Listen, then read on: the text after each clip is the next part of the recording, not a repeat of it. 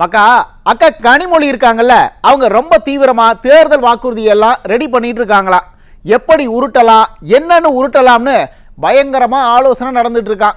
அமைச்சர் செந்தில் பாலாஜி கூடலாம் உட்காந்து டிஸ்கஸ் பண்ணிட்டு இருக்காங்கப்பா. எது, செந்தில் பாலாஜி அமைச்சரா அப்படின்னு நீங்க கேட்கறது எங்களுக்கு புரியுது. ஆமா, அவங்க அப்படிதான் சொல்றாங்க. அமைச்சர்னு சொன்னாதான் அக்கா கனிமொழியே கட்சியில இருக்க முடியும் போல.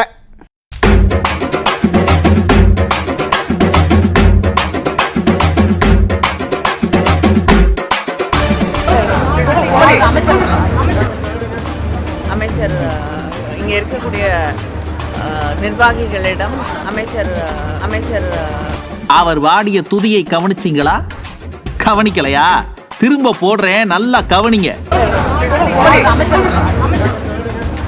அமைச்சர் இங்கே இருக்கக்கூடிய நிர்வாகிகளிடம் அமைச்சரை கூப்பிடுங்கன்னு சொல்றாங்க. அக்கா கனிமொழி பேசும்போது அமைச்சர்னு தான் சொல்றாங்க. யாரை சொல்றாங்கன்னு பார்த்தா நம்ம தியாகியை தான் அமைச்சர்னு சொல்றாங்க. அவர் அமைச்சர் பதவியை விட்டு விலகி பல மாதங்கள் ஆனாலும் திமுக காரங்க அவரை அமைச்சரேன்னு தான் கூப்பிடுதாங்க. அடா, அப்படி கூப்பிட்டாதான்ப்பா அண்ணனுக்கு மனசு நிறையும், உடன்பிறப்புகளுக்கு வயிறு நிறையும்.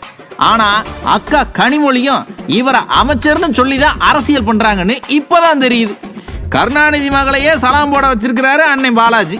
இது ஒரு பக்கம் இருக்கட்டும், இன்னொரு பக்கம் அக்கா பயங்கரமான தேர்தல் வாக்குறுதிகளை தயார் பண்ணிட்டு இருக்கிறாங்க. இது மட்டும் இல்லாம நம்ம வாழ்ந்து கொண்டிருக்கக்கூடிய இந்த பூமி பந்தை பாதுகாப்பதை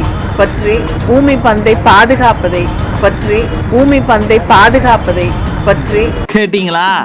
நம்மளையெல்லாம் காப்பாத்தினது பத்தாதான், பூமி பந்தையே காப்பாற்ற போறாராம்.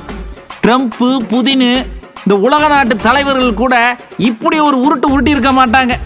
ஆனா ஒண்ணுப்பா, இந்த தடவை தேர்தல் அறிக்கை வரும்போது ஜனங்க கை கொட்டி சிரிக்க போறாங்கன்னு நல்லா தெளிவா தெரியுது. எதுக்கும் அட்வான்ஸா சிரிச்சு வச்சுக்கிடுவோம்.